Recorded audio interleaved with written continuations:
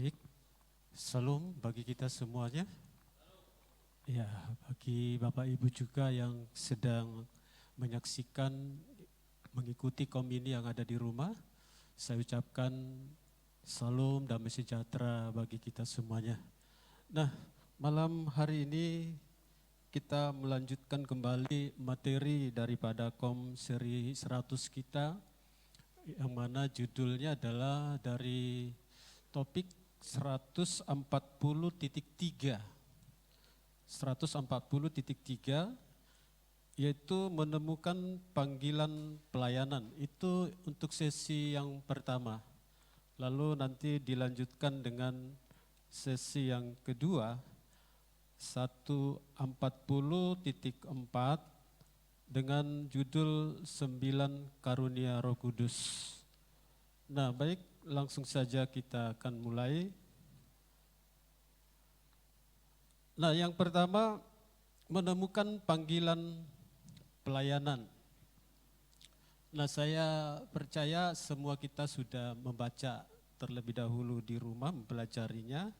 Jadi dalam pertemuan kita ini mungkin kita bisa lebih efisien nanti dan mungkin bisa lebih banyak tanya jawab. Nah, tujuan daripada menemukan panggilan pelayanan, peserta menemukan karunia pelayanannya, mengembangkannya, dan setelah itu memfungsikannya bagi kemuliaan Tuhan, atau temukan, kembangkan, dan fungsikan. Nah, ini adalah satu tema yang sangat penting sekali di seri 100, kom seri 100 ini, karena pengertian dari kom itu adalah kehidupan orientasi melayani. Jadi kita harus bisa menemukan panggilan pelayanan kita. Nah, kalau ditanya hari ini kepada kita, apakah kita sudah menemukan panggilan pelayanan? Pelayanan apa yang sudah kita temukan di dalam pelayanan kehidupan kita sehari-hari, atau mungkin dalam pelayanan gereja? Ya, kalau kita ditanya sekarang, apakah kita sudah menemukan? Nah, di sini ada 7 karunia pelayanan. Ya, nanti kita akan bahas satu persatu. Dari ke-7 pelayanan tersebut, apakah kita sudah menemukan salah satu daripada karunia pelayanan itu atau karunia motivasi dari pelayanan itu? Nah, baik, mari kita dasari dengan kebenaran firman Tuhan dari 1 Petrus 4 ayat yang ke-10, layanilah seorang akan yang lain sesuai dengan karunia yang telah diperoleh tiap-tiap orang sebagai pengurus yang baik dari kasih karunia Allah. Nah, menemukan panggilan pelayanan, dalam hal ini kita harus memahami karunia di dalam pelayanan. Karunia itu disebut dengan karunia motivasi. Nah, ini berbeda dengan karunia Roh Kudus yang akan kita bahas pada sesi yang kedua nanti. Nah, apa itu karunia motivasi? Nah, karunia motivasi itu adalah karunia yang diberikan oleh Tuhan kepada kita secara khusus untuk orang percaya, untuk melakukan pekerjaan Tuhan. Nah, itulah karunia motivasi. Nah, kalau nanti kita kembangkan dengan apa itu talenta, apa itu bakat, dan seterusnya, nanti mungkin kita bisa di dalam sesi tanya jawab, apa perbedaan dari talenta, apa itu perbedaan bakat, apa itu karunia motivasi, apa itu karunia Roh Kudus. Nanti kita akan lanjutkan di dalam sesi tanya jawab. Nah, baik, kita akan mulai karunia motivasi yang pertama, yaitu karunia bernubuat atau versifer. Nah, karunia ini adalah karunia yang diberikan Tuhan kepada seseorang secara khusus untuk dapat melihat hati seseorang atau keadaan seseorang, bahkan dapat memprediksi akan apa yang akan terjadi ke depan. Itu adalah karunia nubuat. Tapi kita harus bedakan di sini, karunia nubuat di dalam karunia motivasi berbeda dengan karunia nubuat dari karunia Roh Kudus. Ada 9 karunia Roh Kudus. Nah, nanti akan kita bahas di mana bedanya. Nah, kemudian di dalam contoh karunia bernubuat, ya, seorang Yohanes Pembaptis.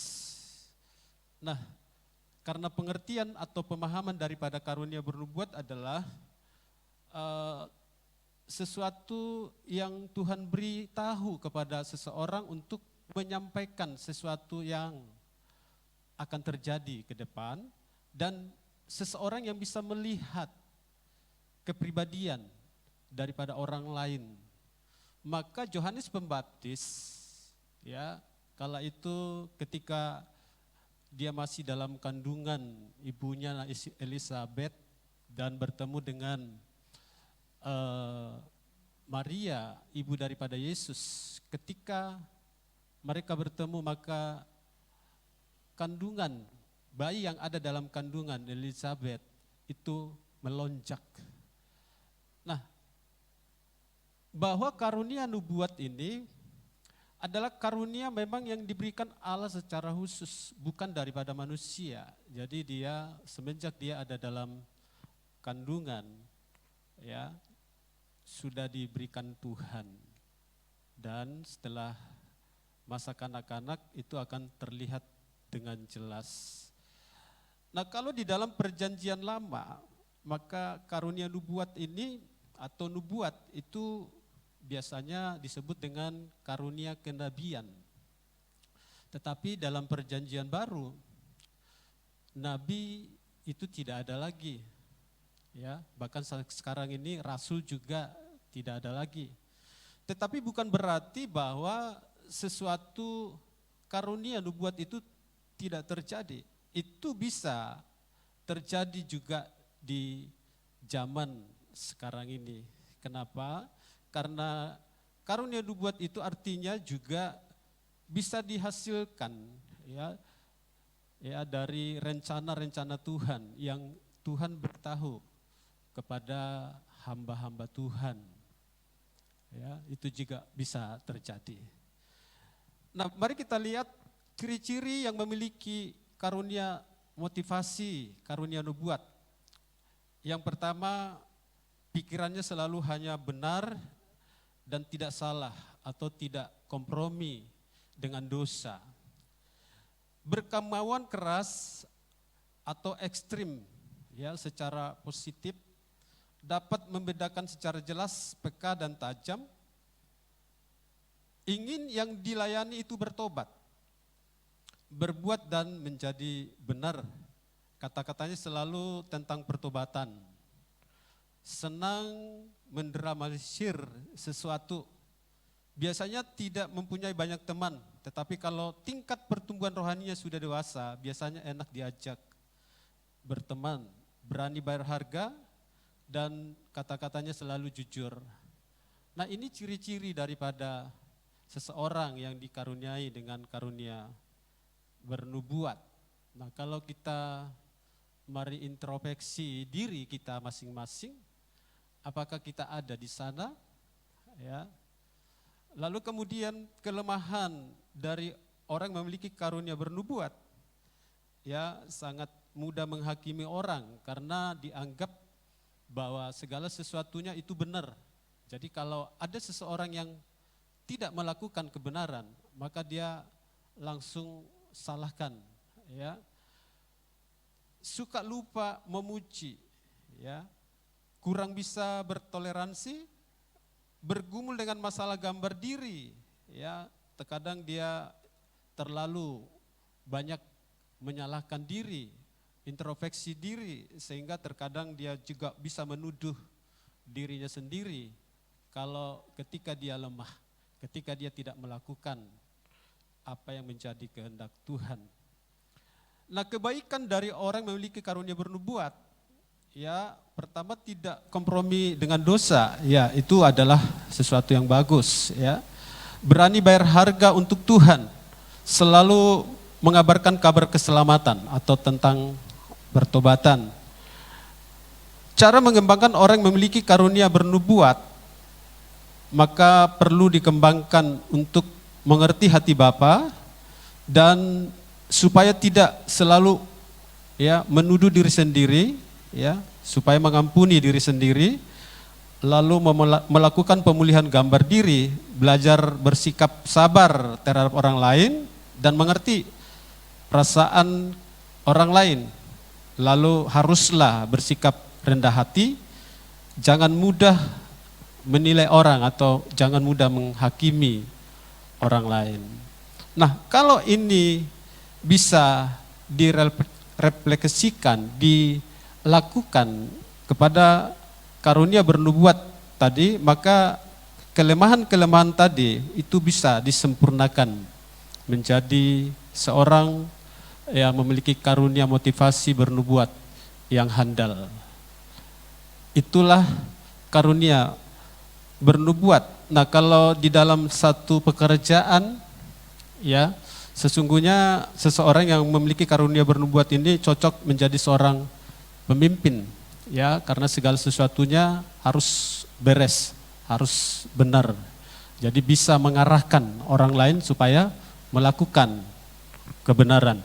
Tidak ada kompromi dengan dosa, ya. Bisa menjadi seorang pemimpin di pemimpin perusahaan atau di dalam suatu instansi yang lain. Nah, kalau di dalam studi, barangkali dalam perkuliahan atau sekolah, ya bisa saja jurusan apapun bisa, tetapi kalau kita lihat dari ciri-ciri umum daripada karunia ini, maka selalu dia yang pasti-pasti, ya, artinya yang benar, ya. Kalau dia membuat satu program, maka program itu haruslah yang pasti dan terencana dengan baik. Nah, kemudian kita masuk kepada karunia yang kedua, karunia melayani atau doer, ya, doer. Nah, karunia melayani di sini digambarkan sebagai tangan. Kalau tadi karunia bernubuat adalah sebagai mata, digambarkan sebagai mata.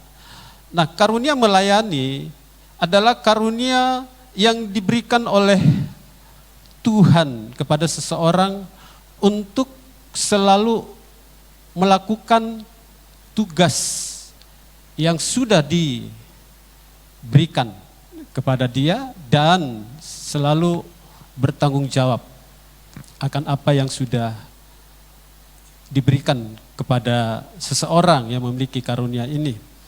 Nah, karunia ini, ya,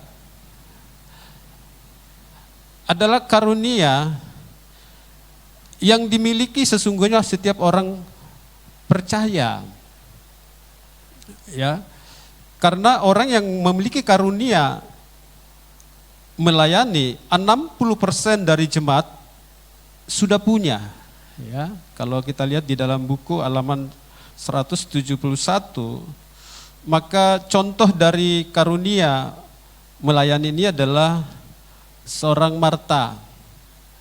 Nah, Marta itu adalah selalu peduli dengan orang lain.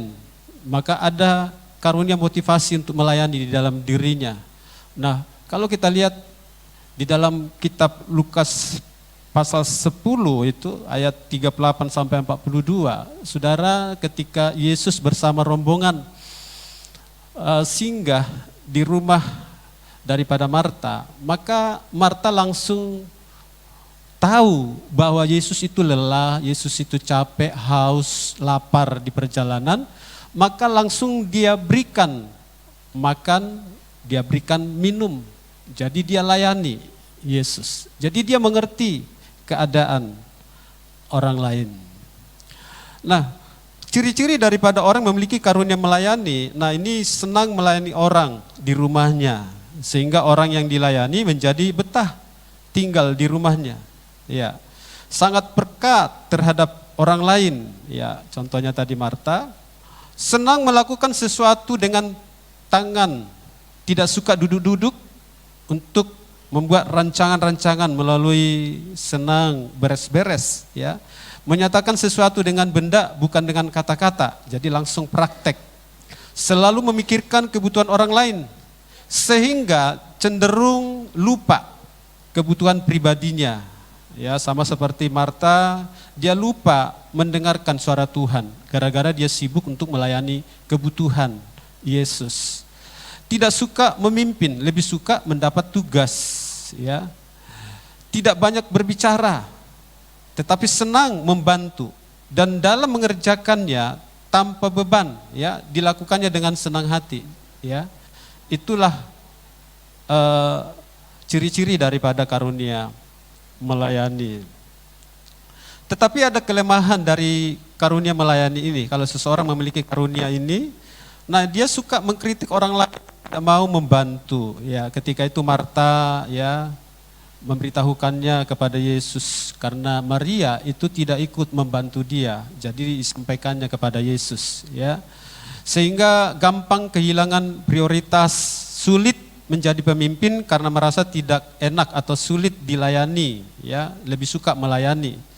Mudah terluka jika tidak dihargai, butuh penghargaan tetapi bukan gila hormat. Nah, ini kelemahan daripada seseorang yang memiliki karunia melayani. Tetapi kebaikan daripada orang ini ada juga, ya, mau melayani hal-hal yang tidak dilihat orang, ya, tidak harus dilihat pemimpin, tapi dia punya inisiatif sendiri, bersikap ringan tangan atau rajin. Nah, ini kebaikan daripada orang ini. Nah, cara mengembangkan orang yang memiliki karunia ini harus menetapkan prioritas apa, ya, sama seperti tadi harus tetap prioritasnya adalah firman Tuhan, beribadah. Jangan mengharapkan penghargaan dari orang lain, belajarlah untuk mendapat penghargaan dari Tuhan.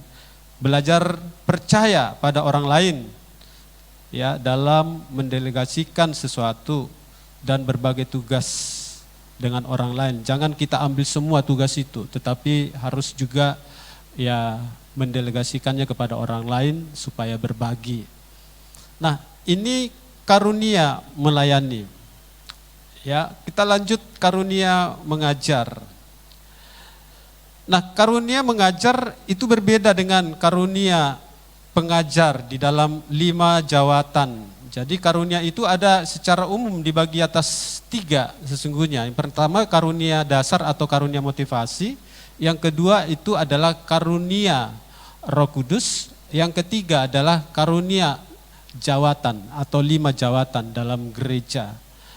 Nah, jadi karunia mengajar, teacher, itu bukan sama, ya, tidak sama dengan pengajar dalam 5 jawatan. Nah, karunia mengajar, ya, dikarunia dengan kecerdasan khusus agar bisa menyampaikan, memberitahukan, ya, kebenaran kepada orang lain, atau dia lebih suka untuk menyelidiki, ya, Alkitab atau kebenaran firman Tuhan secara teliti. Nah, karunia mengajar adalah karunia yang dimiliki oleh seseorang lebih senang dia menyampaikan, ya, sesuatu berita atau sesuatu kabar, atau senang memberitahukan apa yang belum diketahui orang lain. Jadi dia tidak pelit dengan ilmu, dia tidak pelit dengan informasi. Dia sangat senang supaya orang lain itu bisa mendapatkan informasi itu. Nah, ini karunia mengajar. Nah, ciri-ciri dari orang memiliki karunia mengajar, nah, sangat menguasai hal-hal yang ia minati, ya. Pikirannya selalu sistematis dan logis, senang menyelidiki sesuatu, ya, secara mendalam. senang membaca dan senang belajar. Selalu menilai berdasarkan ukuran Alkitab atau firman Tuhan yang dipikirkannya. Selalu adalah firman Tuhan.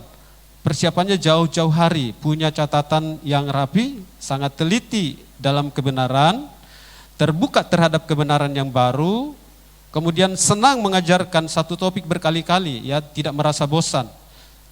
Selalu Alkitabiah, efektif dalam menggunakan ilustrasi. Ya, contoh di dalam karunia mengajar ini adalah Apolos, Priscilla, dan Aquila. Itu dicatat di dalam Kisah Para Rasul 18 ayat 24 dan seterusnya.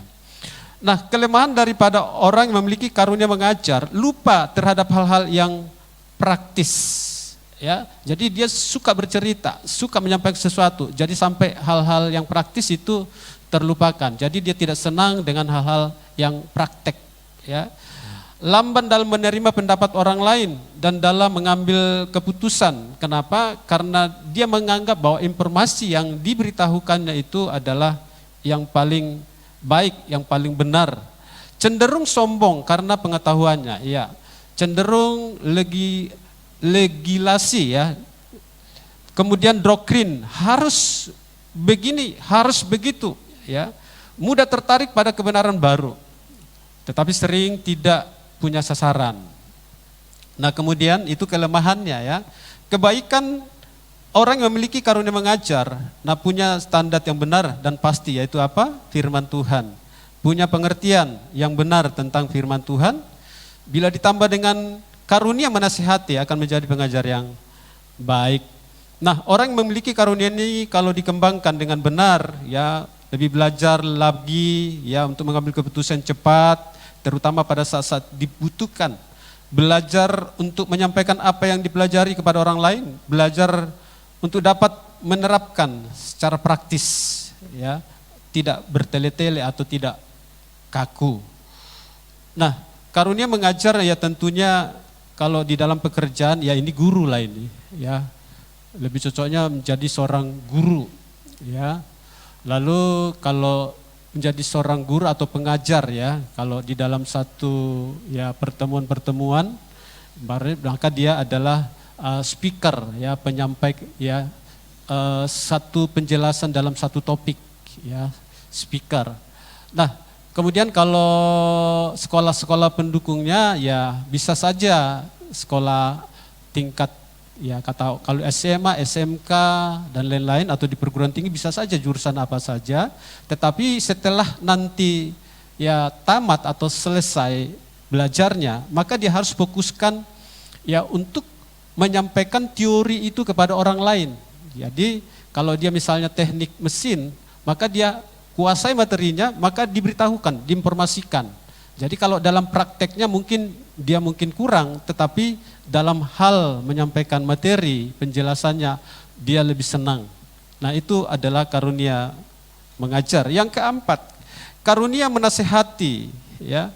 Karunia menasehati adalah karunia yang diberikan atau keterampilan yang khusus dalam berbicara dan cenderung untuk membangun iman atau mendorong, bahkan menasehati, menghibur, ya. Jadi seseorang yang memiliki karunia ini pada umumnya tidak hanya menasehati, tetapi dia juga mendorong, menghibur, dan membangun iman seseorang. Nah, itu secara komplit dia. Nah, itu karunia menasehati. Nah, karunia menasehati di dalam Alkitab itu ada satu contoh bernama Barnabas, ya. Barnabas satu ketika Stefanus itu dibunuh dengan cara dilempari dengan batu, ketika Stefanus itu memberitakan Injil, maka dia mati, ya, Stefanus itu mati, dirajam pakai batu. Nah, ketika itu tersiar kemana-mana, maka semua murid-murid yang lain merasa ketakutan dan merasa dendam sekali, sakit hati kepada siapa? Saulus. Karena Saulus itu adalah salah satu, ya, pelakunya, ya. Nah, Lalu ketika Saulus bertobat, lalu Saulus bergabung dalam pelayanan ya pada murid-murid, maka mereka ingin membunuh Saulus. Ya, murid-murid yang lain mau membunuh Saulus. Karena apa? Karena temannya Stefanus mati gara-gara dia. Nah, lalu apa yang terjadi? Barnabas tampil sebagai pendamai. Ya, maka dia beritahukan semuanya kepada murid-muridnya, ya bukan murid-muridnya, murid-murid Yesus, ya teman-temannya, pengertian-pengertian diberitahukan supaya mereka tidak melakukan itu dan mereka bisa berdamai. Dan Saulus berubah nama menjadi Paulus yang disebut sebagai Rasul Paulus. Nanti Bapak Ibu boleh baca itu di dalam Kisah Para Rasul pasal 4 dan seterusnya. Nah, ciri-ciri daripada orang memiliki karunia menasehati, ya dia melayani secara verbal, menggunakan banyak kata, senang berbicara, ya. Kehadirannya mewarnai suasana karena ia memiliki pribadi yang periang, supel, ya, mudah bergaul dan aktif, ya. Jadi dia pergaulannya sangat supel, ya, enak kita bergaul dengan orang ini. Nah, senang menasihati orang lain. Tidak hanya menasihati tetapi ingin mendorong orang supaya tuntas masalahnya, berhasil, ya, seseorang tersebut berhasil. Senang mendamaikan orang. Reaksinya sukacita dan menguatkan dengan kata-kata positif. Dapat membuat orang merasa dihibur, disambut, dihargai, ya. Dan dia tidak langsung menghakimi. Nah, ini ciri-ciri daripada orang ya memiliki motivasi menasehati. Namun ada juga kelemahannya, cuma sedikit saja ya. Banyak berbicara sehingga membuka peluang untuk melakukan kesalahan. Makin banyak bicara, makin banyak yang salah. Makin sedikit bicara, makin sedikit kesalahan. Nah, itu sudah hal yang lumrah, sudah biasa ya. Nah, bisa berkompromi untuk mencapai tujuan, ya. Dia punya negosiasi ya dengan cara trik-trik bagaimana supaya apa yang direncanakan berhasil. Ada negosiasi. Kebaikan dari orang memiliki karunia ini memiliki pendorong untuk pertumbuhan, senang kepada hal-hal yang praktis, senang memikul beban orang lain. Nah, adanya penyelesaian masalah. Nah, orang yang memiliki karunia ini boleh dikembangkan ya karunianya dengan cara belajar untuk berbicara seperlunya saja, belajar untuk memberi kesempatan orang lain untuk berbicara, belajar untuk mendengarkan.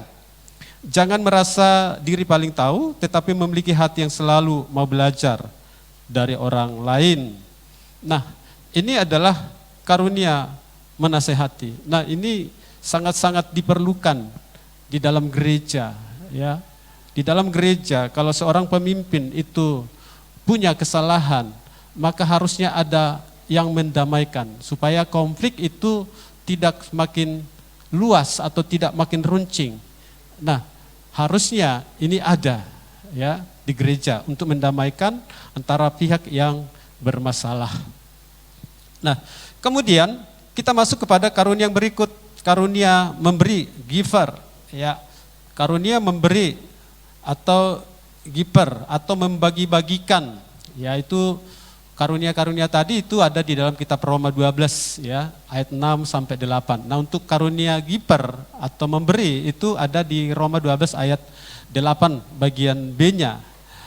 Nah, karunia memberi adalah orang yang merupakan ya dukungan yang kuat bagi orang yang berperang di garis depan ya.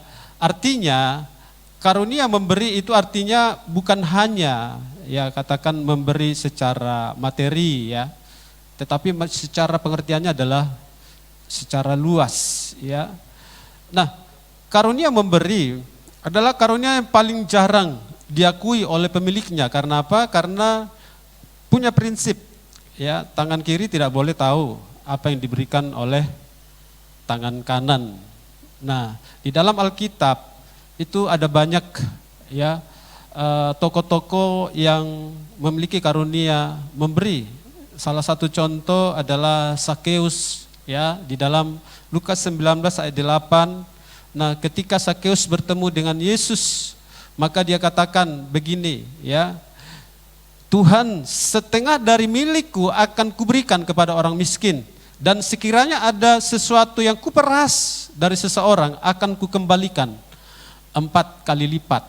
Nah, dia memiliki karunia untuk membagi-bagikan harta bendanya, untuk memberikan harta bendanya. Nah, ciri-ciri daripada orang memiliki karunia ini senang memberi dalam bentuk pemberian nyata, ya, bisa berupa uang atau barang atau sejenisnya. Percaya bahwa keberhasilan itu sepenuhnya adalah pemberian Tuhan, ya. Memiliki hikmat dalam memperoleh dan mempergunakan harta, ya. Jadi harta yang benar itu apa yang ditabur itu akan dituai. Semakin banyak ditabur, semakin banyak dituai. Berprinsip bahwa dia diberkati untuk memberkati. Sangat taat kepada prinsip persepuluhan. Ya. Nah, kelemahan daripada orang yang memiliki karunia ini adalah cenderung untuk memaksa orang lain untuk memberi. Ya, karena dia memberi, maka orang lain juga diajak untuk memberi. Bisa mengecewakan keluarganya. Kenapa? Karena dia mungkin juga tidak sependapat dengan keluarganya. Karena ketika dia beri, mungkin keluarganya belum tentu setuju. Ya, jadi bisa konflik. Mencoba mengontrol bagaimana uang tersebut dipakai. Ya, cenderung hanya mau memberi uang, tetapi tidak mau terlibat dalam pelayanan. Nah, ada banyak orang seperti ini. Dia hanya mau menyumbang dalam bentuk dana, tetapi tidak mau terlibat dalam pelayanan, ya, secara langsung. Dia hanya melayani berupa harta bendanya diberikannya untuk membantu menopang pelayanan. Nah, kebaikan orang memiliki karunia ini mendukung dalam pendanaan pelayanan misi diakonia dan yang lain-lain. Ya, sangat-sangat membantu sekali. Cara mengembangkan orang memiliki karunia ini perlu lebih banyak terlibat di dalam pelayanan, tidak hanya memberi saja, jadi harus dilibatkan juga dalam pelayanan. Memiliki prioritas dalam memberi, harus dapat menguasai diri. Nah, ini karunia memberi atau karunia membagi-bagi. Kita lanjut ayat ke-6, karunia memimpin, leader. Ya. Karunia memimpin adalah karunia yang memikul tanggung jawab, ya, di atas bahunya. Jadi karunia memimpin itu sama seperti lengan, ya, bahu untuk memikul beban, ya.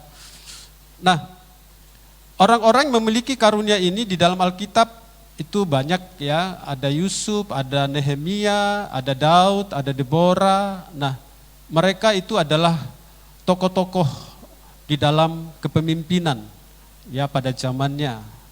Nah, kemudian ciri-ciri daripada orang memiliki karunia memimpin, maka dia selalu memiliki visi, memiliki kemampuan untuk membagikan dan merealisasikan visi itu, mempunyai potensi untuk membuat rencana dan strategi, dapat memimpin orang lain dan mengarahkan, ya, untuk merealisasi visi.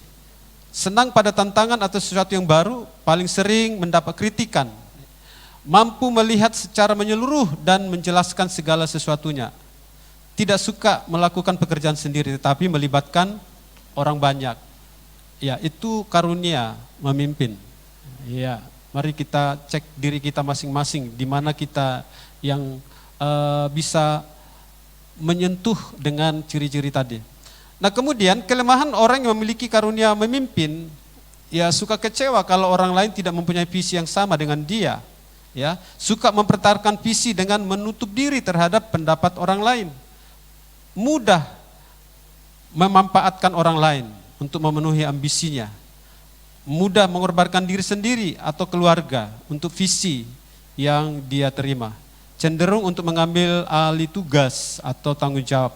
Pada saat kepemimpinan lemah, ya, jadi bisa dia mengambil alih satu kepemimpinan.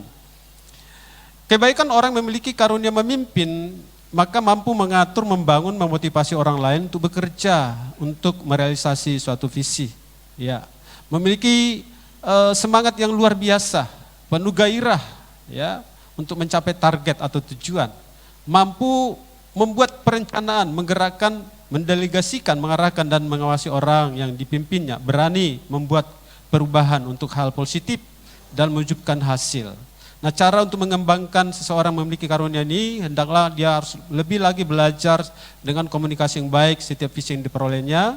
Nah, belajar menghargai dan bekerja di bawah otoritas, ya, pendudukan diri, belajar untuk siap dan terbuka menerima saran dan kritikan dari orang lain. Nah, ini adalah karunia memimpin, ya. Yang terakhir, ya, untuk karunia, yang terakhir adalah karunia, ya, berbelas kasihan. Ya, ada 7 karunia, motivasi karunia. Nah, karunia berbelas kasihan itu ada di dalam kitab Roma 12 ayat 8D bagian D-nya, ya. Karunia berbelas kasihan ini adalah merupakan karunia kemurahan hati, ya, yang dimiliki oleh seseorang, menunjukkan belas kasihan dengan penuh sukacita dan tulus, ya. Jadi tidak terpaksa. Memang itulah, ya, sifatnya, karunianya.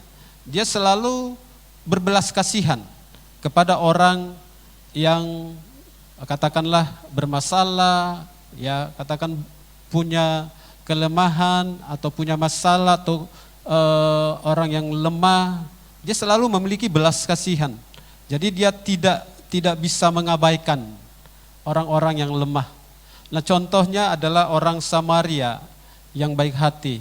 Nah, ketika ada seseorang sedang melanjutkan perjalanannya, seorang pedagang, ya, dari Jericho ke Yerusalem, tiba-tiba dia disamun, dirampok oleh perampok. Lalu diambil hartanya, kemudian dia dipukuli sampai luka-luka, ditinggalkan di tengah jalan. Nah, pada saat itu seorang imam lewat tetapi tidak menolong orang tersebut, bahkan lewat dari jalan lain. Seorang Lewi juga lewat, dilihat orang yang sudah babak belur tadi, tergeletak tak berdaya, justru melewatinya dari jalan lain. Tetapi seorang Samaria, dia tidak bisa melihat orang yang, ya, mengalami keadaan yang begitu lemah. Lalu dia tolong, ya, dibawa ke penginapan, lalu sampai pulih.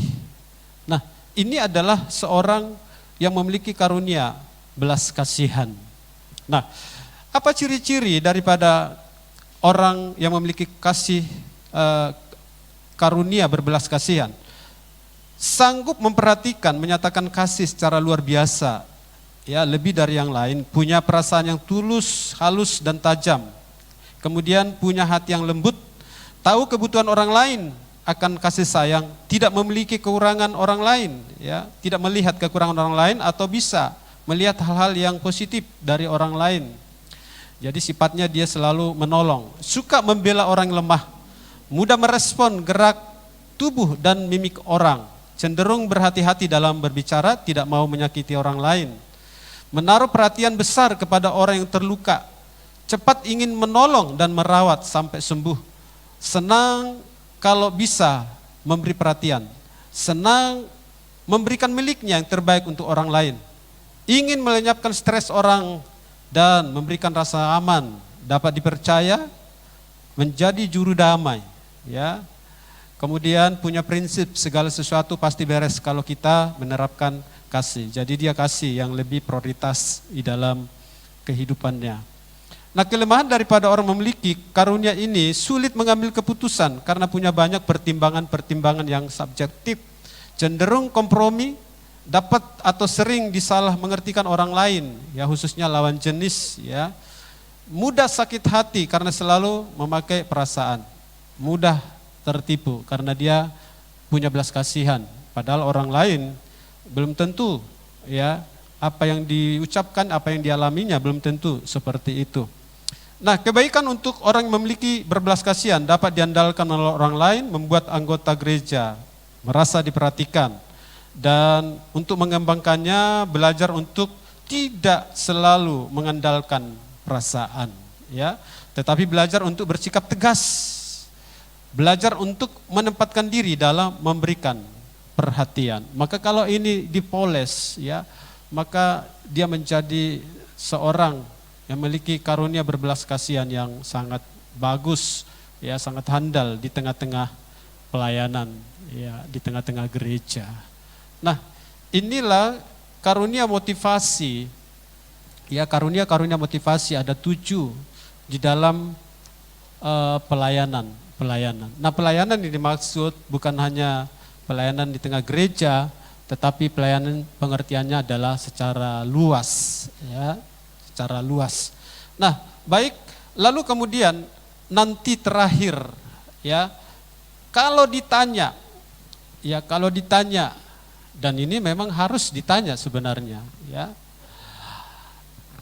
apakah Bapak Ibu sudah menemukan karunia pelayanan, ya? Apakah saudara sudah menemukan karunia motivasi di dalam diri saudara, ya?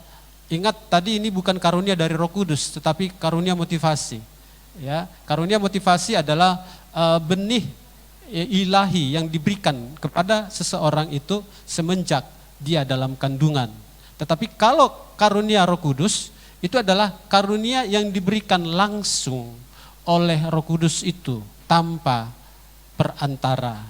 Ya, ketika dia sudah lahir baru, maka dia menerima Yesus sebagai Tuhan dan Juru Selamat dan Roh Kudus memenuhinya. Nah, jadi ada satu pertanyaan tadi, bagaimana cara kita untuk menemukan karunia motivasi di dalam diri kita? Nah, sebenarnya ini adalah proyek ketaatan. Saudara baca di dalam halaman 181, temukan karunia motivasi Anda dengan cara mengisi kuesioner pada lembar jawaban yang tersedia. Nanti Bapak Ibu yang mengisi sendiri, ya, di rumah, ya, saudara-saudara boleh nanti isi sendiri di halaman 182, ya, kuesioner karunia motivasi. Nah, saya kira tidak pala sulit untuk mengisi karena kuesionernya soal-soalnya itu ada sebanyak 70 soal, baru nanti saudara boleh memilihnya dengan, ya, angka dan dengan huruf, ya. Kalau di sana ada huruf A, B, C, D, E, F, G, itu artinya sudah ada bernubuat, melayani, mengajar, menasihati, memberi, dan seterusnya. Maka saudara nanti boleh mengisinya dengan angka, ya. Contoh nomor 1, kalau itu adalah lebih banyak atau kebanyakan dialami, maka dia beri angka 4, ya. Tapi kalau selalu dialami, beri angka 5, ya. Dapat cepat dan tepat mengenali sesuatu itu baik atau jahat dan membenci kejahatan. Nah, jadi nomor 1 itu pilihannya ada 5. Tidak pernah dialami, jarang dialami, kadang-kadang dialami, biasanya dialami, kebanyakan dialami, selalu dialami. Nah, jadi itu yang mana yang saudara pilih, ya, dengan, ya, kita melihat pribadi kita, karakter kita. Nah, kalau dia tidak pernah alami berarti angka 0. Kalau jarang dialami angka 1 dan seterusnya. Maka itulah yang diisikan kepada nomor 1. Nah, demikian juga nomor 2 dan seterusnya. Lalu nanti sampai angka 70, nomor 70, lalu jumlahkan sesuai dengan kolom.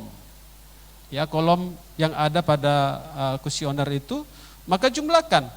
Nah, maka setelah Anda jumlahkan, maka lihatlah di mana jumlah yang paling besar. Apakah di A, apakah di B, atau di C, dan seterusnya. Nah, kalau A tadi berarti nubuat, B tadi melayani, C mengajar, menasihati, D, dan seterusnya.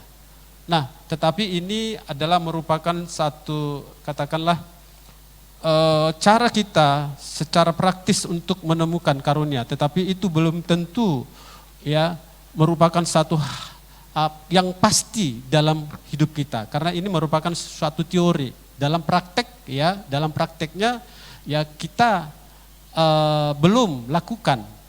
Jadi sesungguhnya ini hanya satu tuntunan untuk memberikan kita motivasi dalam pelayanan itu. Kemana kita yang lebih cenderung? Di mana karunia yang kita lebih senang kerjakan, ya, lebih kita refresh melakukannya, tidak stres, ya, tidak terpaksa, tetapi justru kita sukacita melakukannya. Nah, gambarannya ini adalah merupakan satu pendekatan, ya, pendekatan. Nah, itu nanti tugas di rumah. Nah, baik, ini karena waktunya ya, pukul 8 kurang 3 menit, ya, barangkali bisa kita tanya jawab, barangkali ada yang bertanya, kami berikan kesempatan, ya, untuk memberikan pertanyaan. Kalau bisa kita jawab dengan baik, ya kita diskusi hari ini. Tapi kalau tidak bisa, nanti kita simpan pertanyaan itu, nanti kita sampaikan kepada yang lebih tahu. Terima kasih. Silakan.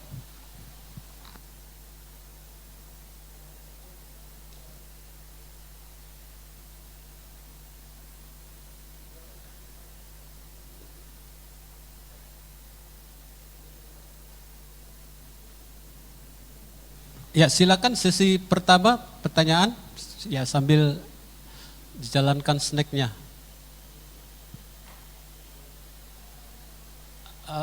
Kita nggak ada persembahan, nggak sekarang, nanti.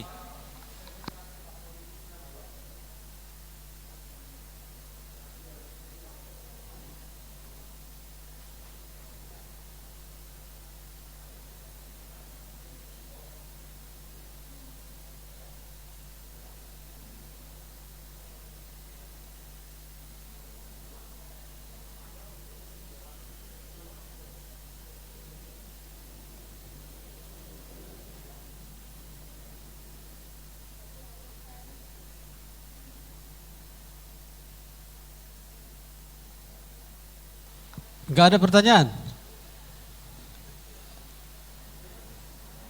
Ya, kalau nggak ada pertanyaan, berarti jelas semua.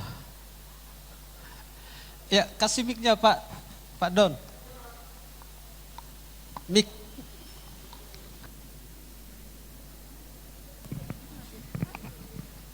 Baik, terima kasih. Mau nanya nih Pak, menurut Bapak karunia motivasi tiap orang itu bisa berubah nggak dalam jangka waktu tertentu gitu misalnya? Karunia motivasi yang diberi, ya bisa berubah nggak? Bisa berubah nggak gitu misalnya? Ya, baik. Terima kasih. Jadi pertanyaan Ibu apa tadi, Bu? Nursinta. Bu Sinta, karunia motivasi yang kita sudah pelajari, ada 7 tadi karunia motivasi. Pertanyaan Ibu ini, bisa nggak berubah karunia itu? Ya. Nah, ini saya serahkan dulu kepada kita. Ada yang mau menanggapi? Bisa nggak berubah?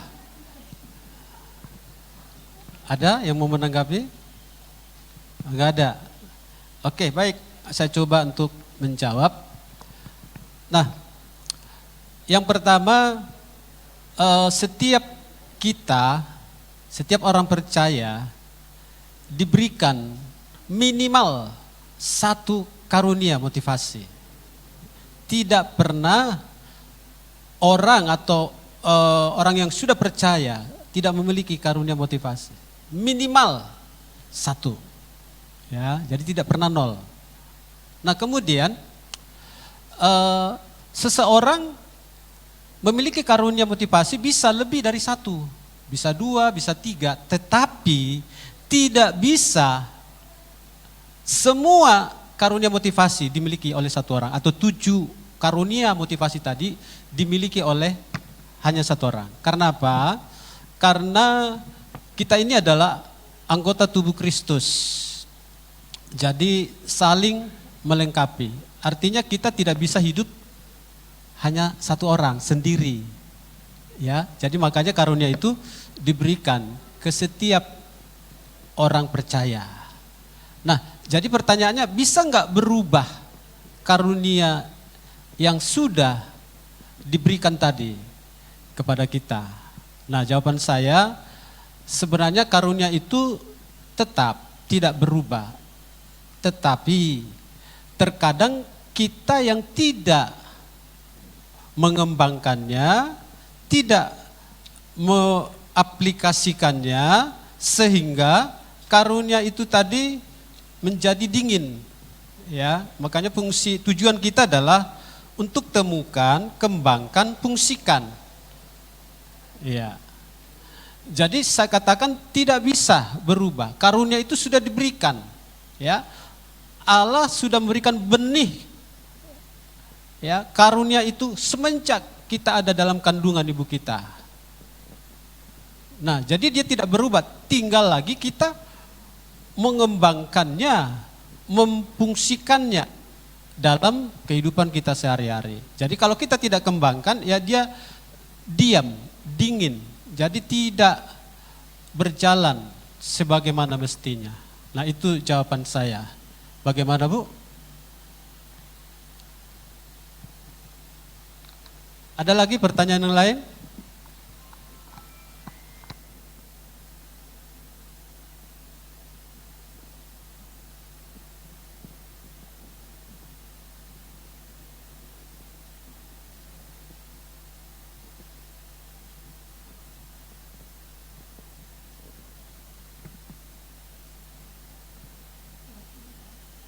Habis.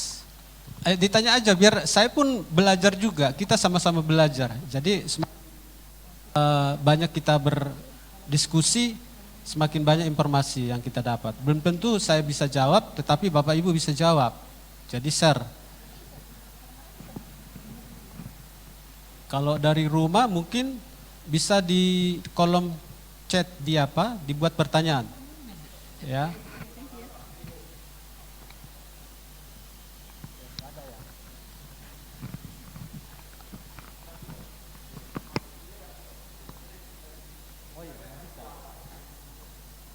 Ada lagi? Nah, kalau nggak ada saya nanti bertanya. Bapak Ibu nanti jawab.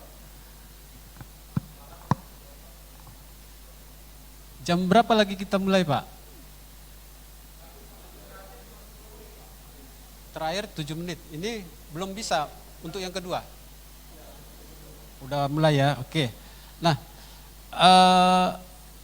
Bapak Ibu tahu nggak bedanya apa itu bakat, apa itu karunia, apa itu karunia Roh Kudus, apa itu talenta? Apakah karunia Roh Kudus sama dengan talenta atau sama dengan karunia motivasi? Iya kan? Tahu nggak Bapak Ibu? Nah, saya jelaskan, bakat itu diberikan kepada semua orang. Ya, tidak hanya untuk orang percaya. Orang yang tidak mengenal Yesus pun diberikan bakat. Ya. Tapi kalau karunia, ya, itu hanya diberikan kepada orang percaya. Nah, tetapi bakat itu bisa berubah menjadi karunia. Kalau orang yang belum mengenal Yesus tadi, dia percaya. Artinya dia bertobat, lalu dia percaya, maka bakat itu bisa berubah menjadi karunia, motivasi dalam dirinya. Itu dia. Nah, jadi perbedaannya, kalau bakat itu bisa diberikan kepada orang yang tidak percaya sekalipun, tetapi karunia hanya untuk orang percaya. Persamaannya, ya sama-sama Tuhan yang beri, ya Tuhan yang mengaruniakan. Dan sama-sama diberikan lewat orang tua, artinya menjak kandungan ibu. Ya, itu dia perbedaan dan persamaan. Lalu kemudian bagaimana dengan talenta?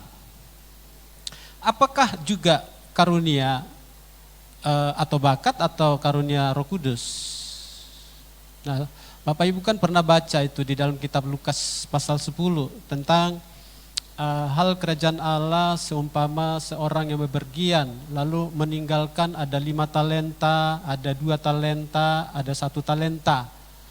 Nah, lalu kemudian supaya ya perintahnya supaya ini dikembangkan talenta itu tadi. Nah, yang seketika tuannya itu kembali, maka yang 5 talenta itu bisa mengembangkan jadi 5 talenta. Yang 2 talenta jadi 4, tetapi yang 1 talenta dia kubur di bawah tanah. Maka apa yang terjadi? Dikatakan kepada orang itu, ya, hai engkau hamba yang jahat. Ya. Lalu disuruh algojo untuk memasukkannya kepada api yang bernyala-nyala. Perhatikan Bapak Ibu. Padahal dosanya tidak melakukan kejahatan kalau secara praktisnya dia enggak membunuh, enggak melakukan dosa apa-apa. Hanya talenta. Talenta yang tidak dikembangkan. Nah, apa sebenarnya talenta itu? Nah, talenta itu kalau di dalam ukuran uang, maka satu talenta itu sama dengan 6.000 dinar. 6.000 dinar. Satu dinar itu sama dengan upah satu orang bekerja satu hari. Ya, upah satu orang. Jadi kalau di Indonesia upah satu pekerja satu hari berapa? Sesuai dengan UMR, 100.000 misalnya. Nah berarti kalau 100.000 kali 6.000, ya berarti berapa itu? 600.000.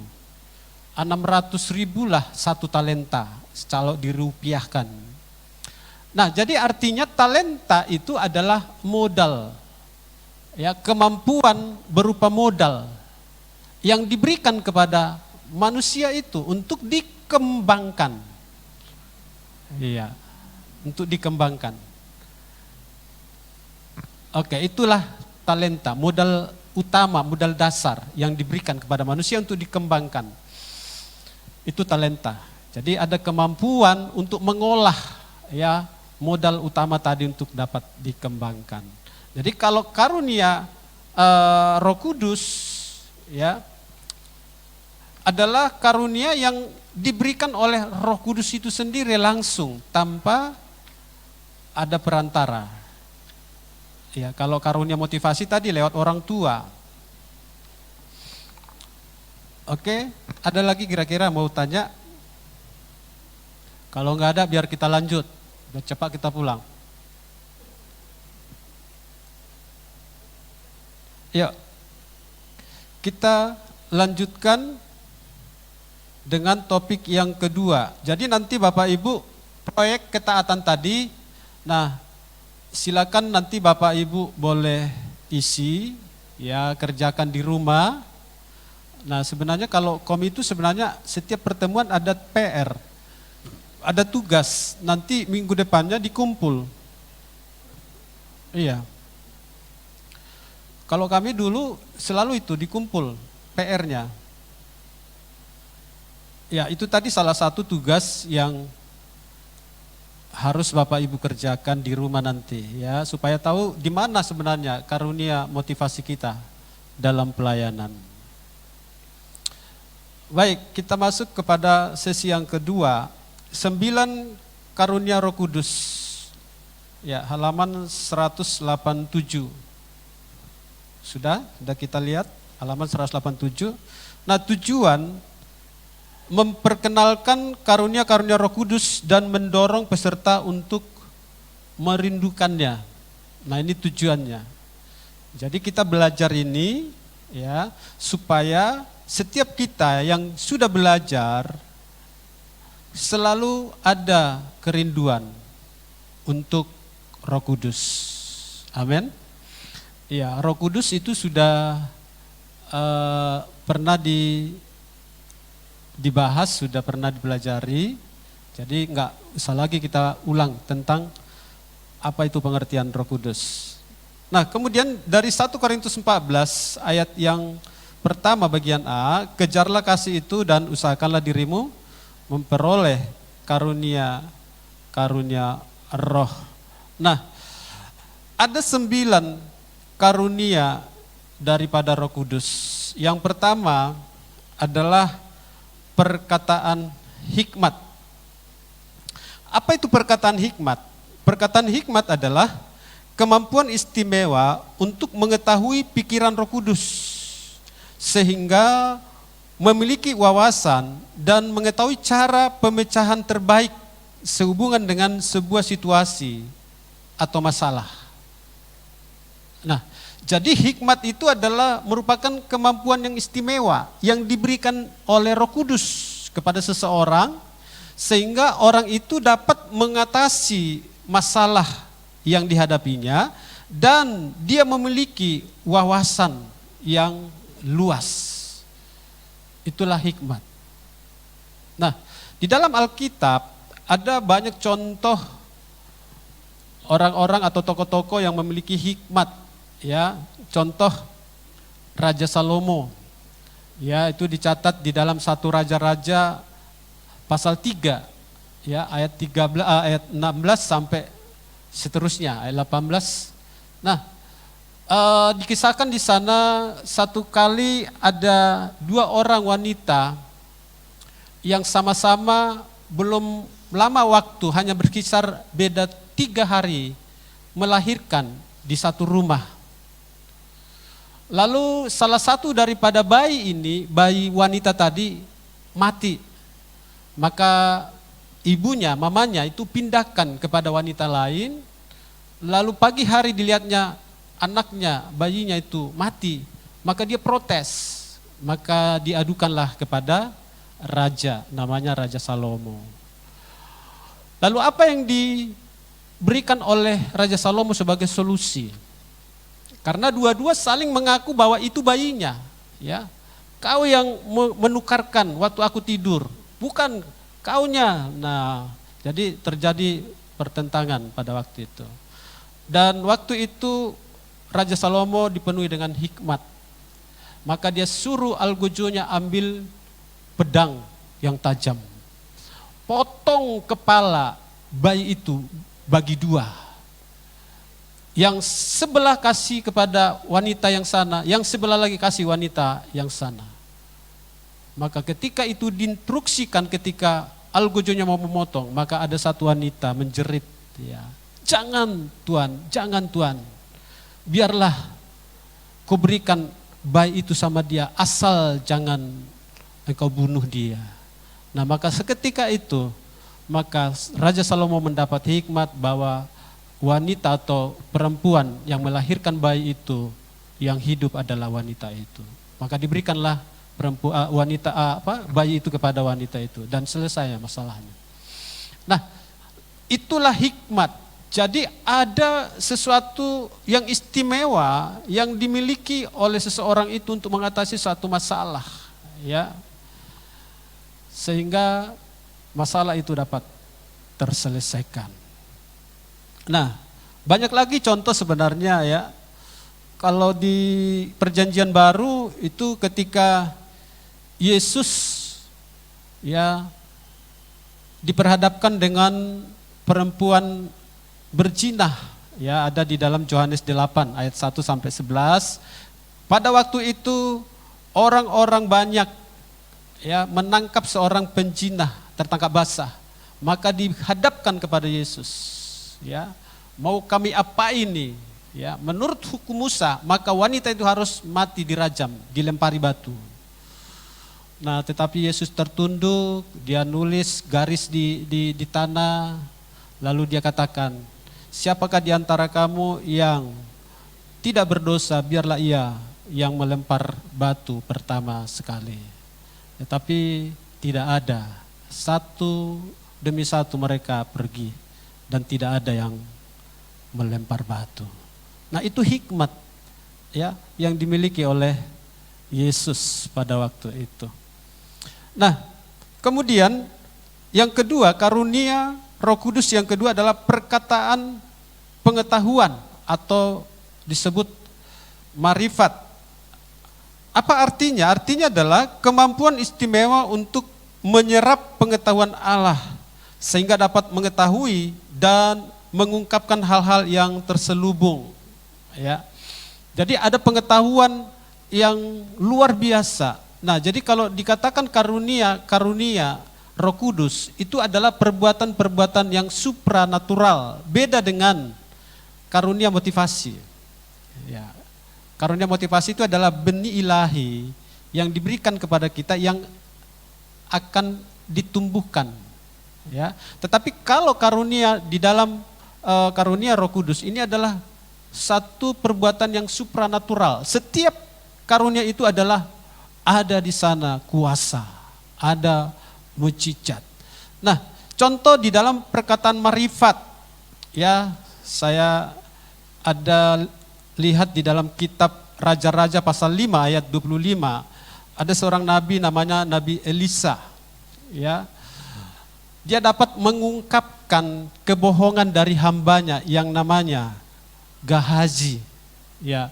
Pada waktu itu Raja Aram, ada prajurit yang bernama Naaman, ya, Naaman. Dia sakit kusta. Lalu ketika dia sakit kusta, dia ingin supaya sakit kustanya sembuh. Nah, pada saat terjadi peperangan antara Raja Ahab dengan Raja Aram, maka ditawan seorang wanita Israel. Lalu wanita Israel ini berkata, di Israel, di Yerusalem ada nabi, ya, untuk dapat menyembuhkan. Pergilah ya menghadap Raja Ahab. Maka Naaman pergi menjumpai nabi itu, namanya Nabi Elisa. Apa yang diperintahkan oleh Nabi Elisa? Supaya Naaman pergi ya Sungai Yordan untuk mencelupkan dirinya sebanyak 7 kali. Nah, pada waktu itu Naaman ragu, ya, karena di daerah Aram itu banyak sekali sungai yang katakanlah yang indah, yang bagus-bagus, tetapi Sungai Yordan itu sangat jorok. Ya, pada waktu itu dia tidak mau awalnya, tetapi prajurit yang bersama-sama dengan dia menasehatkan, kalau engkau mau sembuh, apapun yang diperintahkan oleh nabi itu harusnya engkau lakukan. Maka dia lakukan, lalu dia sembuh. Nah, tetapi ketika dia menghadap Nabi Elisa, maka dia mau untuk mempersembahkan sebagai ucapan terima kasihnya. Ada dibawa 5 talenta, bahkan pakaian-pakaian yang khusus hadiah untuk Nabi Elisa. Tetapi Nabi Elisa menolak. Ya, dia tidak mau. Lalu pulanglah Naaman ini, tetapi anggotanya, hambanya, ya, hambanya itu tadi yang bernama Gehazi, wah sayang sekali talenta itu, ya, uang itu sebanyak itu, ya, lalu dia kejar, ya, Naaman itu, dia katakan hamba Elisa membutuhkan uang itu, padahal tidak. Maka apa yang terjadi ketika dia kembali kepada tuannya, kepada Nabi Elisa, lalu Elisa bertanya, dari mana engkau? Dia katakan, saya tidak dari mana-mana. Nah, seketika itulah sakit kusta daripada Naaman itu pindah kepada Gehazi. Nah, jadi ada pengetahuan atau marifat yang luar biasa yang mengandung kuasa. Jadi dia tahu orang bohong atau tidak, ya, orang benar atau tidak, ya. Sama seperti satu ketika kisah Ananias dan Safira tewas seketika. Ketika apa? Mereka tidak jujur dengan hartanya. Nah, ketika dia katakan aku jual dengan harga sekian, padahal bukan sebegitu dijual, maka tewaslah suaminya Ananias. Lalu kemudian beberapa menit kemudian istrinya datang juga, berapa kamu jual ladangmu itu? Aku jual sekian, ternyata enggak sekian, maka tewas juga istrinya Safira, dua-dua tewas. Nah, jadi ada kuasa di dalam setiap perkataan yang diungkapkan, karena itu adalah berasal dari Roh Kudus. Nah, itu karunia pengetahuan atau marifat. Yang ketiga, karunia iman. Nah, karunia iman adalah kemampuan istimewa untuk mengerti kehendak Tuhan pada suatu saat dan dengan kepercayaan luar biasa memperkatakannya sehingga menjadi kenyataan. Nah, karunia iman ini berbeda dengan karunia iman di dalam Efesus 2 ayat 8. Ya, oleh kasih karunia kamu di dalam iman maka kamu diselamatkan, bukan karena kekuatanmu, ya. Berbeda dengan karunia iman yang di sini. Karena karunia iman yang dimaksud di dalam karunia Roh Kudus ini adalah karunia yang menyatakan mujizat, ya. Karunia yang menyatakan mujizat, ya. Artinya kalau seseorang itu memiliki iman yang besar, ya, maka orang bisa mengalami mujizat. Nah, contoh ada seorang wanita atau perempuan yang 12 tahun pendarahan. Maka dia mendekati Yesus. Dia katakan di dalam imannya, asal ku jamah saja jubahnya, maka aku sembuh. Dan benar, dia sembuh dari pendarahan 12 tahun. Itulah karunia iman. Ya, saudara, kalau kita memiliki karunia iman ini, maka tidak ada lagi yang meragukan di dalam hidup kita. Ya, banyak sekali di dalam Alkitab yang menyatakan karunia iman. Ya, Petrus bisa berjalan di atas air, ya, karena dia memiliki karunia iman. Tetapi tiba-tiba angin, ya, menghempas tubuhnya, dia tiba-tiba berubah, maka dia tenggelam. Nah, dalam kehidupan kita sehari-hari juga, ya, banyak cerita atau kesaksian-kesaksian dari hamba-hamba Tuhan yang memiliki karunia iman, yang itu adalah perbuatan Tuhan yang supranatural. Ya, saya boleh bersaksi juga, ya, karena kalau saya tidak bersaksi, maka artinya saya tidak berani menyatakan iman saya. Nah, ada banyak sebenarnya kesaksian-kesaksian yang saya alami dalam diri saya. Nah, mungkin hanya satu saja mungkin yang saya boleh saksikan. Nah, pada tahun 2004, tahun kedua setelah saya bergabung di gereja ini, ya, tahun 2004 itu, maka gereja ini masih di Jalan Cut Nyaidin. Maka koordinatornya adalah Pendeta Ibu Sabarina Tarigan, dan full timernya hanya satu, yaitu keluarga Pak Hendra Nenggolan bersama istri. Nah, ketika saya pulang pelayanan pada hari Minggu, ya, siang, maka ketika itu istri saya langsung menjumpai saya di depan pintu. Pak, anak kita demam, anak kita sesak. Memang udah beberapa hari dia demam, cuma kami kasih obat, ya, seadanya. Tapi pada hari Minggu itu memang dia nggak bisa nafas. Lalu dengan cepat kami pergi ke rumah sakit Kasih Ibu di Jalan Torpis. Dulu masih ada, sekarang nggak ada lagi. Nah, lalu dirawat, harus nginap. Dikasih oksigen, pokoknya ditangani dengan baik. Dan harus saya temani. Nah, istri saya bersama anak-anak di rumah, saya sendiri yang menemani anak saya. Itu anak saya yang paling kecil, Natasha, ya, paling bontot. Nah, sepanjang malam saya nggak bisa tidur, ya, ada ruang sholat di atas, itu saya pergi ke sana, saya doa di situ. Nah, pagi-pagi, ya, saya juga nggak bisa tenang. Ada suara mengatakan bawa pulang, bawa pulang, bawa pulang. Nah, suara itu yang membuat saya semakin tidak tenang. Loh, kulihat kondisinya justru nggak ada perubahan. Napasnya satu-satu, oksigen masih jalan. Ya. Tapi suara itu makin kuat. Lalu pagi-pagi datang, kira-kira jam-jam 10, keluarga Pak Nenggolan datang.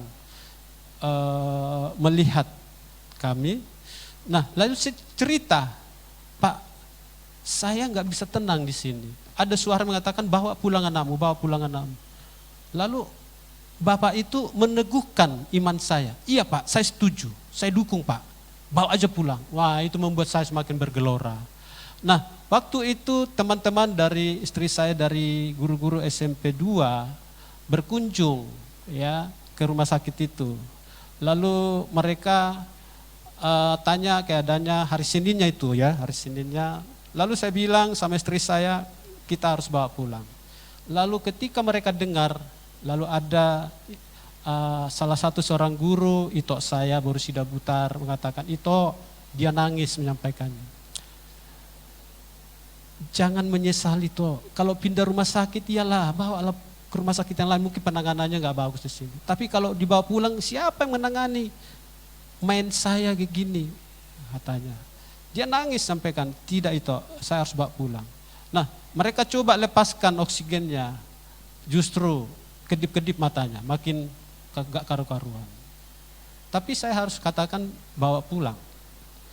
Nah, apa yang terjadi maka rumah sakit itu tidak mau sebenarnya memberikan izin, tetapi dengan satu perjanjian pernyataan, tidak ada tuntutan apapun, saya tanda tangani.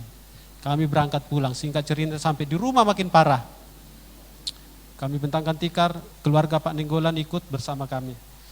Tetapi sekitar 20 menit lebih kurang lebih, telepon berdering kepada istri Pak Nenggolan. Gimana kalian di rumah jemaat mah? Ngapain? Lihat anaknya sakit. Sakit apa? Diceritakan, sesak, napasnya tersengal-sengal, panasnya enggak turun-turun. Oh, ini aja kasih. Nah, sampai hari ini saya tetap ingat itu.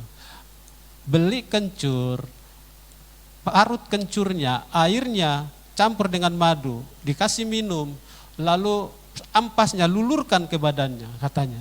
Wah, di situ saya langsung ngerti, wah ini dari Roh Kudus, saya percaya sekali. Langsung saya belanja, saya belanjakan, saya olah sendiri, dan saya kasih kepada anak saya.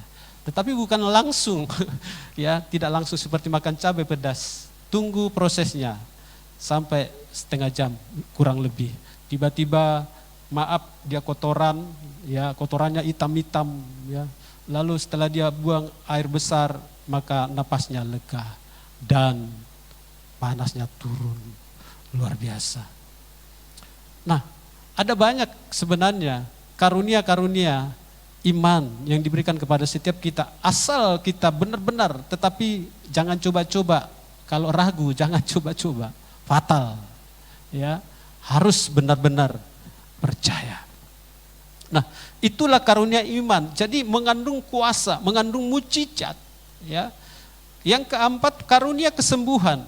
Nah, karunia kesembuhan adalah kemampuan istimewa untuk dalam tuntunan Tuhan melakukan tindakan iman yang menyebabkan kuasa Tuhan bekerja dan mujizat kesembuhan terjadi atas diri seseorang di luar cara-cara yang biasa atau cara-cara dunia. Nah, ini karunia kesembuhan. Nah, dia itu hanya untuk menyembuhkan. Tetapi kalau iman tadi pengertiannya luas, ya.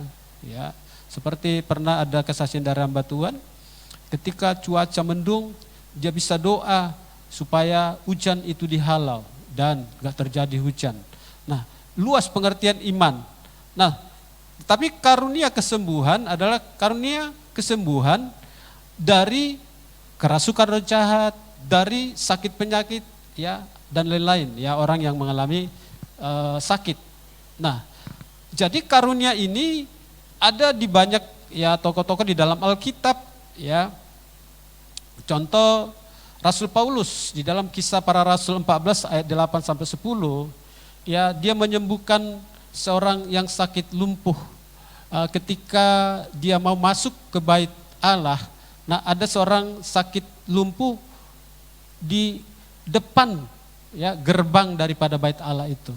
Lalu dia mohon belas kasihan daripada Rasul Paulus. Lalu Rasul Paulus katakan, emas dan perak tidak ada padaku, tetapi kasih karunia Allah, ya, kuberikan kepadamu.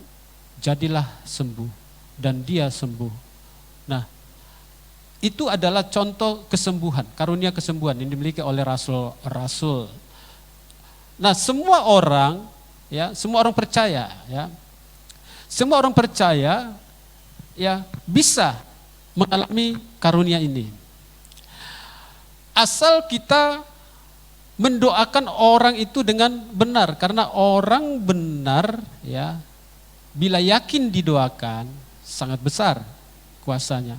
Jadi bukan doa yang benar, tapi orang benar, ya.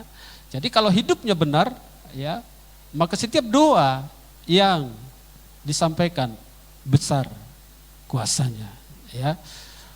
Nah, kemudian yang kelima, karunia mujizat. Nah, ini hampir sama tetapi beda, ya. Yaitu kemampuan istimewa untuk bertindak sebagai pengantara bagi Allah untuk melakukan perbuatan-perbuatan supranatural secara nyata. Nah, karunia mujizat, ya, adalah karunia yang dimiliki oleh orang-orang percaya ketika dia dipenuhi, ya, oleh Roh Kudus. Nah, itu di luar nalar, di luar daripada akal. pikiran. Nah, ini adalah satu penggabungan tadi ya. Kalau tadi kesembuhan, kalau iman, nah maka mukjizat itu akan dilakukan, terjadi ya.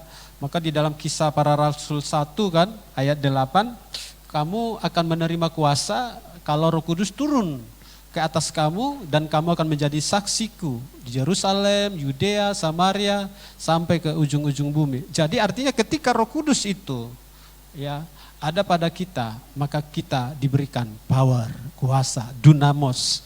Itulah yang membuat mukjizat itu terjadi. Jadi Tuhan ya. Nah, satu kali Nabi Elia berdoa ya sehingga hujan ya tidak turun. Maka hujan tidak turun selama 3,5 tahun. Lalu dia berdoa lagi supaya hujan turun dan hujan turun. Nah, kemudian karunia mukjizat dari Nabi Elia ketika itu ada peperangan antara Nabi Baal dengan Nabi Elia. Maka mereka membuat satu pertandingan iman ya, di mana Nabi Baal itu mereka membuat satu mezbah ya, lalu mereka mempersembahkan kepada Allahnya ya. Dan sampai mereka kerasukan, sampai mengoret-oret seluruh badannya, persembahan itu tidak disentuh oleh Allahnya yang disembah, Baal. Tetapi ketika Elia mempersembahkan persembahan ya kepada Allah, tiba-tiba api dari surga turun membakar seluruh persembahan. Nah, ada mukjizat, ada kuasa yang terjadi ketika yang dilakukan ya oleh orang-orang benar itu bisa terjadi. Nah, yang keenam karunia nubuat. Karunia nubuat berbeda dengan karunia nubuat yang karunia motivasi tadi. Nah, kalau karunia nubuat di sini adalah karunia di mana kemampuan istimewa untuk menerima dan menyampaikan pesan Tuhan dalam ucapan yang diurapi ya, dan dalam bahasa yang dapat dimengerti orang lain. Ya, karunia nubuat. Nah, satu kali Nabi Elia menubuatkan ya hal tentang kematian Raja Ahab, Raja Israel. Ya, nubuatkan dan itu terjadi. Tetapi nabi-nabi yang lain, nabi-nabi palsu, justru mereka menubuatkan bahwa kehidupan Raja Ahab aman-aman saja. Tetapi Nabi Elia menubuatkan maka dia akan mati di tengah-tengah peperangan. Nah, lalu kemudian Nabi Yesaya pernah menubuatkan ya hal kelahiran Yesus Kristus ya. Jadi Yesus Kristus lahir itu sudah diprediksi pada zaman Yesaya 750 tahun sebelum Yesus lahir, maka sudah ada nubuat sebelumnya oleh Nabi Yesaya bahwa ada seorang putra akan lahir ke dunia ini ya.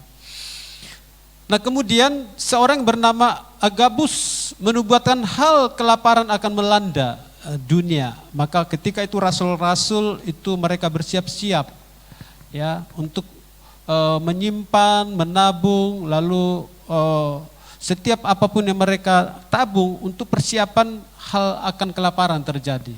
Maka mereka saling memberi, membantu, menolong satu dengan yang lain. Dan ketika ada terjadi kelaparan ya yang dinubuatkan oleh Agabus, mereka tidak lapar karena mereka sudah mengantisipasinya terlebih dahulu. Nah, tentang karunia nubuat ini sebenarnya sangat-sangat bagus ya kalau di tengah-tengah gereja ya, di dalam karunia-karunia Roh Kudus diperlengkapi di dalam gereja, di mana mengetahui apa yang terjadi ke depan. Jadi disampaikan, diberitahukan lewat hamba-hamba Tuhan.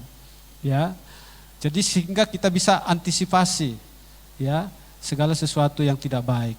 Nah, kemudian yang ketujuh, membedakan bermacam-macam roh, yaitu kemampuan yang memungkinkan kita mengenali jenis-jenis roh dan membedakan antara yang berasal dari Tuhan atau manusia atau setan.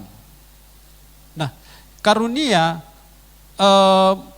membedakan bermacam-macam roh itu ada pada zaman perjanjian lama dan perjanjian baru. Sesungguhnya di dalam pelaksanaan membedakan daripada roh itu adalah dari pengajarannya. Kita tahu dari mana asal daripada pengajaran itu. Ya. Kalau dia adalah pengajaran di luar daripada Yesus, ya, yang diberitakan bukan Yesus, itu jelas bukanlah berasal dari Tuhan. Nah, tetapi kalau sekarang ini kita sulit kalau diperhadapkan dengan hal-hal pengajaran-pengajaran sesat, ya. Kalau iman kita tidak sungguh-sungguh benar, ya, kita tidak dipenuhi dengan karunia ini, ya, kita bisa hanyut atau kita bisa tergerus di dalamnya sehingga kita menjadi pengikut, ya. Tetapi kalau kita memiliki karunia ini, maka kita bisa selamat dari pengajaran ajaran-ajaran yang tidak benar. Nah, contoh di dalam Alkitab, ya, Rasul Paulus, ya, di dalam Kisah Para Rasul 16 ayat 17 sampai 18, ya, menyingkapkan hal-hal roh tenung, ya, dari seorang perempuan, ya. Nah, ketika itu Rasul Paulus, ya, melayani. Nah, kemudian perempuan petenung tadi mengikuti dari belakang, ya. Lalu dia berbicara seolah-olah mendukung pelayanan Rasul Paulus. Nah, inilah hamba Allah yang diurapi, ya. Jadi yang diceritakan adalah tentang bagaimana Rasul Paulus dipakai Tuhan, luar biasa. Nah, tetapi Rasul Paulus punya, ya, karunia membedakan macam-macam roh. Maka roh tenung daripada wanita itu ditengking sehingga perempuan itu bisa kembali normal, karena sesungguhnya itu berasal dari roh jahat, ya. Jadi ada kemampuan untuk menilai, ada kemampuan untuk membedakan antara pekerjaan roh, ya, kedagingan, roh iblis dan roh Allah. Ada sesuatu dari setiap orang percaya untuk bisa bertumbuh secara rohani, ya, supaya jangan disesatkan. Di dalam Efesus 4 ayat 13 sampai 14, ya, hendaklah kita memiliki karunia ini, ya, karunia membedakan bermacam-macam roh. Yang kedelapan, berkata-kata dalam bahasa roh. Nah, ini sebenarnya sudah dibahas di Roh Kudus. Apa artinya berkata-kata dalam bahasa roh? Yaitu kemampuan berbicara kepada Allah dan menerima serta menyampaikan pesan langsung dari Allah untuk jemaatnya melalui pernyataan ilahi yang diurapi dalam bahasa yang tidak pernah kita pelajari sebelumnya. Nah, ini berkata-kata dalam bahasa roh tidak bisa dipelajari, ya, enggak bisa diajarkan kepada tiap orang caranya gimana untuk mendapatkan berbahasa roh. Nah, ini kisahnya adalah ketika murid-murid sedang menanti-nantikan janji Tuhan di dalam Kisah Para Rasul pasal yang kedua, ya. Maka mereka berdoa bersepakat, ya, bersama-sama. Tiba-tiba, ya, angin kencang bertiup. Lalu kemudian terjadilah gempa dan di atas kepala mereka ada lidah-lidah api dan mereka berbahasa-bahasa yang baru sesuai dengan apa yang roh berikan kepada mereka. Nah, inilah dasar daripada bahasa roh, ya, berkata-kata dalam bahasa roh. Nah, di dalam penafsiran berkata-kata di dalam roh, kalau untuk membangun jemaat, maka dia harus ada yang menafsirkan. Nah, tetapi kalau untuk membangun diri sendiri, membangun iman sendiri, nah, berkata-kata dengan bahasa roh itu adalah hubungan kita dengan Tuhan. Jadi tidak ada seorang pun yang bisa mengerti, memahaminya. Hanya roh kita dengan Roh Kudus yang tahu. Nah, terkadang ketika kita punya beban yang sangat berat, maka kita bisa mencerit di dalam batin kita sampai kita nggak bisa mengeluarkan ya kata-kata dengan baik, dengan normal. Ya sehingga jeritan hati itu bisa berkata-kata sendiri ya lewat roh kita. Nah, berbahasa roh itu adalah tanda-tanda orang yang sudah dibaptis di dalam Roh Kudus. Itu tanda-tandanya. Sama seperti murid-murid Yesus ketika mereka dibaptis Roh Kudus. Nah, kemampuan berbicara kepada Allah dan menerima serta menyampaikan pesan langsung dari Allah ya untuk jemaatnya. Kalau itu adalah untuk membangun jemaat, harus ada yang menafsir. Nah, kemudian yang terakhir menafsirkan bahasa roh adalah kemampuan untuk menangkap makna daripada bahasa roh. Iya. Jadi ada memang yang diberikan karunia ini untuk menafsirkan ya bahasa roh. Kalau itu adalah di dalam satu ibadah ya, di dalam satu tata ibadah, di dalam satu gereja, maka harus ada yang menafsirkan. Supaya apa? Supaya jangan terjadi kekacauan. Tetapi kalau ya tidak ada yang menafsirkan, maka hendaklah bahasa roh tadi kita harus kurangi volumenya ya. Cukup kita tahu diri kita sendiri, cukup kita hanya dengarkan di dalam diri kita sendiri. Nah, di dalam 1 Korintus 14 ayat 27 ya jelas dikatakan di sana harus ada yang menafsir ya. Jadi seseorang dikaruniai oleh menafsirkan bahasa roh ya itu diperlukan saat di dalam satu ibadah yang dimana ada bahasa roh ya. Nah, ini barangkali yang bisa saya bagikan pada malam hari ini sesuai dengan topik tadi ya, panggilan pelayanan dan 9 karunia Roh Kudus. Nah, Bapak Ibu nanti bisa melihat halaman 189 bagaimana cara kita untuk memperoleh karunia Roh Kudus. Maka ada beberapa item di sana yang harus kita lakukan. Membangun keintiman dengan Tuhan ya, memperdalam pengertian akan firman Tuhan, mengimani Dia dalam hidup kita, bekerja di dalam dan melalui hidup kita untuk melayani orang lain. Mempersembahkan roh, jiwa dan tubuh kita sebagai persembahan yang hidup, kudus, berkenan kepadanya. Nah, inilah yang bisa saya bagikan pada malam hari ini. Nanti proyek ketaatan dan selanjutnya Bapak Ibu boleh lihat, boleh baca sendiri dan pelajari. Nah, barangkali saya serahkan kepada kita semua. Mana tahu ada yang mau ditanya, silakan ditanya. Waktu kita tinggal 1/4 jam lagi, 15 menit lagi. Kita pakai untuk persembahan. Oke. Ya. Ya, sambil dijalankan persembahannya, sambil kalau ada yang bertanya silakan, masih ada waktu.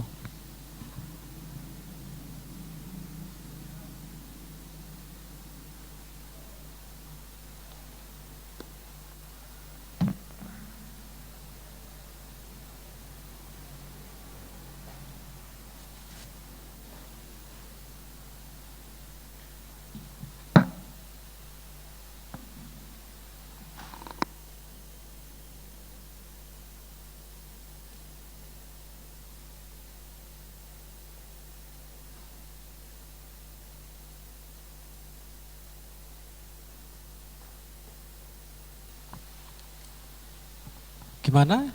Tidak ada? Berarti jelas. Berarti semua mengerti. Puji Tuhan.